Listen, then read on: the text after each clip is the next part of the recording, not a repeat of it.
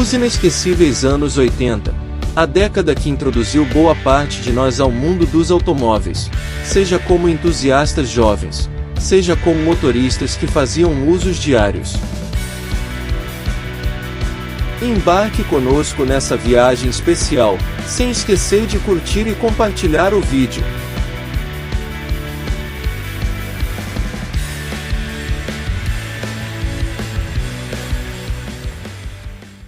Lançado em 1980 para concorrer com o Fiat 147, e principalmente ser um substituto do Fusca, o Gol foi muito além, se tornando o maior sucesso da história da Volkswagen brasileira, se tornando o carro mais vendido de todos os tempos no Brasil e sendo líder de vendas por 27 anos consecutivos. A Fiat introduziu mudanças à linha 147, com alterações na frente, agora mais baixa, com novos faróis, setas integradas e grade.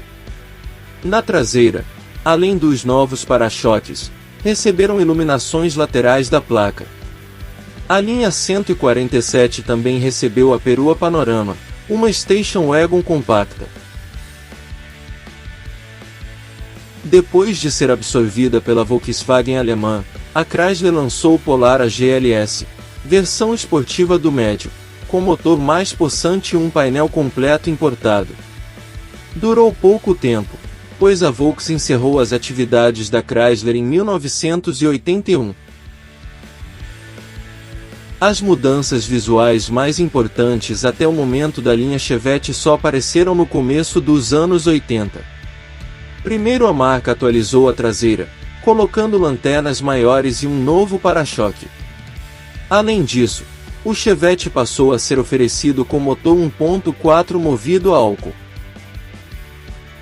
Para 1980, a maior novidade mecânica da linha Corcel 2 era a adição do motor movido a álcool, que segundo revistas especializadas da época era mais moderno e mais econômico que vários concorrentes com o mesmo tipo de combustível. Apesar de ser menos potente que a versão a gasolina, o modelo a álcool tinha um torque maior que os dos concorrentes, com 71 cavalos e 12,2 kgfm. A principal mudança no Passat para 1980 foi a adição do motor a álcool. Na configuração a álcool, o motor do Passat recebia nova taxa de compressão, reforço nas tubulações de combustível, além de novo preparo na carburação, fazendo o motor 1.5 render quase 60 cavalos. Com a chegada do Gol, a Brasília nas últimas e a ascensão das vendas do Chevette, o Fusca mesmo assim ainda liderou o mercado como o mais vendido, com 167.110 unidades emplacadas. Em 1980 veio a versão a álcool do motor 1300, que não agradou muito o consumidor. Lançado em 1981, o sedã de porte médio Del Rey substituiu indiretamente o Galaxy Landau, bem maior, e era estruturalmente baseado no Corcel 2. O design do Del Rey foi marcado pela carroceria de linhas retas, com 3 volumes bem definidos e versões de 2 e 4 portas. Depois de mais uma vez não cumprir o prometido, a Volkswagen encerrou as atividades da Chrysler do Brasil, pondo fim a toda a linha de carros e caminhões Dodge no país. Lançado aqui em 1982, o moderno hatch era parte do projeto de carro mundial, da GM. Quando chegou ao Brasil, o Monza virou até matéria no Jornal Nacional. Mesmo os europeus tinham curiosidade. A versão de estreia tinha 1,6 litros de cilindrada, com motor na transversal. Com 75 cavalos brutos, os primeiros Monza eram vistos como mancos, mudando pouco depois para 1.8. O Volkswagen Voyage entre os anos de 1981 e 1982 se tornou o modelo dentro de seu segmento, mais moderno, eficiente e também com o preço mais salgado. Utilizando o motor 1.5 refrigerado a água, o mesmo do Passat, se tornou objeto de desejo de muitos brasileiros. A filial brasileira da Ford buscou inspiração em Detroit para desenvolver a refinada Perua Del Rey Scala, em 1983, pois os americanos sempre gostaram de peruas luxuosas. Baseada na Belina II, de 1978, era definida por ângulos retos, uma solução que requentava um projeto dos anos 60. Mas era versátil, robusta e econômica. O 147 Espacio foi uma versão mais luxuosa do Fiat 147. Essa versão foi produzida no Brasil entre o final de 1982 e 1984. Incorporando para-choques de plástico envolventes no estilo alusivo a modelos contemporâneos da marca como o Fiat Ritmo, o Espacio tinha novos faróis, setas e lanternas. Lançado em 1983, o Escort foi o primeiro carro mundial da Ford a ser comercializado no Brasil. Quando ele chegou no nosso mercado, já estava em sua terceira geração na Europa. Ele começou a ser vendido com motores transversais 1.3 e 1.6 da linha CHT, nas versões mais simples L e GL e na mais requintada Ghia. Em 1983 a Volkswagen realizou mudanças na linha Passat, trazendo uma nova frente, agora com 4 faróis quadrados, dispostos numa maçã plástica espelhada, onde as setas voltaram ao para-choque, ficando em seu lugar olhos de gato. O interior também recebeu modificações. Desenhado pelo designer italiano Giorgetto Giugiaro, o Fiat Uno foi lançado em 1983 na Itália. Quando veio ao Brasil, em 1984, o hatch foi tropicalizado para atender às exigências extremas de nossas estradas e ruas, além de ter um aumento no porta-malas. A suspensão passou a ser independente nas 4 rodas, por exemplo. O Chevrolet Chevette recebeu a sua maior reestilização da história. Adotando uma frente totalmente nova, inspirada no Monza, com novo conjunto óptico, novos para-choques, nova grade, um capô mais inclinado, uma nova traseira, com lanternas traseiras quadradas, um novo interior, com destaque para o painel totalmente redesenhado. Mostrado inicialmente em novembro de 1983 no extinto Salão do Carro Álcool. O Volkswagen Santana teve o seu lançamento oficial quase um ano depois, em julho de 1984. O Santana era o primeiro modelo de porte médio da Volkswagen a ser vendido no mercado nacional, e trouxe com ele a novidade do câmbio manual de 5 marchas, no motor AP 1.8. O Gol GT foi a primeira versão esportiva do hatch nacional, e recebia um tempero de Golf GTI para desfazer a má fama de hatch com desempenho fraco, dando início à era dos motores refrigerados a água na família BX. A picapinha derivada do Chevrolet Chevette, fabricada entre 1983 e 1995. Muitas vezes é esquecida por ter ficado na sombra da Volkswagen Saveiro, Fiat Fiorino Trek e Ford Pampa na época, mas marcou a história da indústria automobilística nacional.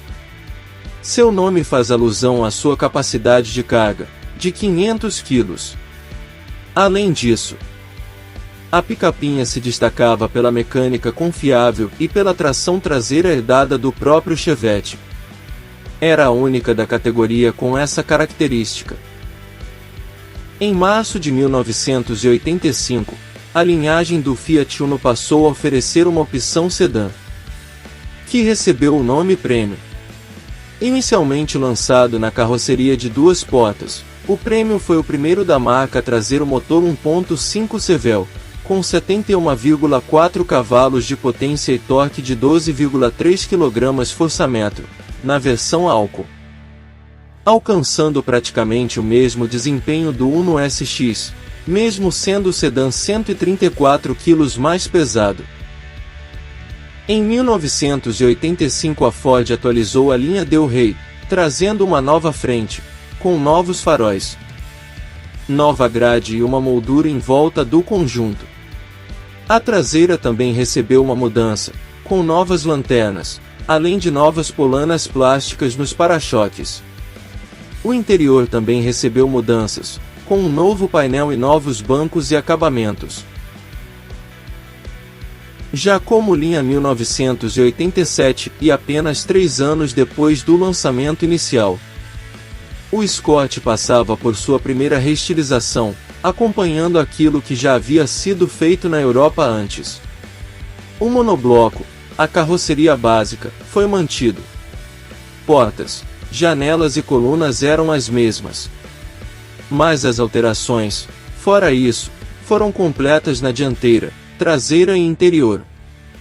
Totalmente reformulados e modernizados. A data foi 31 de outubro de 1986. Neste dia, saía da linha de montagem o último Fusca.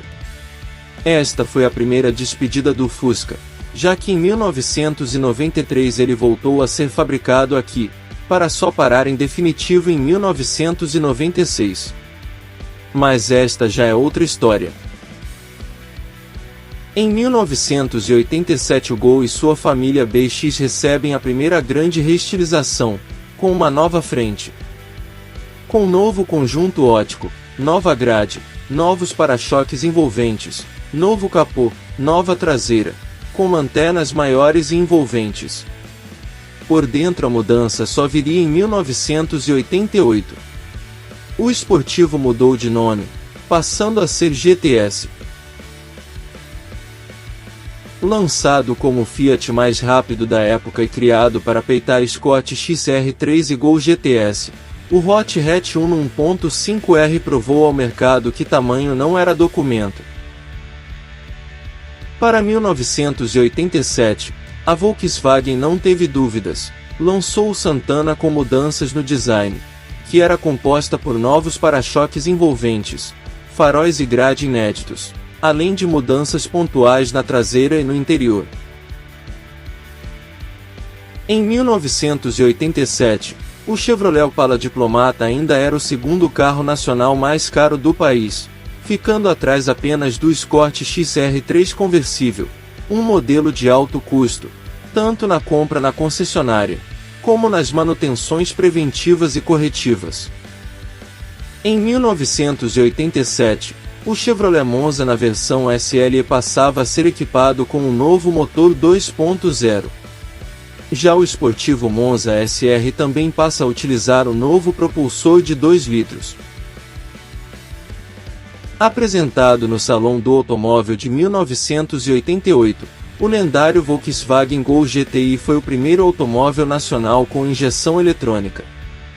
Foi uma sensação na época e hoje é um dos carros clássicos mais disputados por colecionadores. Rejeitado pela Volkswagen, o Passat GTS Pointer foi o melhor esportivo da sua época e saiu de linha em 1988. O Chevrolet Cadete foi um dos carros mais importantes da General Motors em sua transição do antigo e ultrapassado para algo moderno e em sintonia com o mundo, mais precisamente com a Alemanha. Ocupando um lugar entre o Chevette e o Monza, o Cadete estreou como hatch, mas chegou a ter uma versão perua, a Ipanema. Mas a versão que mexia com a cabeça dos amantes de carros era a esportiva GS, com motor 2.0. Derivado do Escort, o Verona chegou ao mercado para completar a linha Ford. Lançado em novembro de 1989, o Verona era fruto da Autolatina, joint venture entre a Ford e a Volkswagen. Junto a ele surgiu também seu clone o Volkswagen Apollo.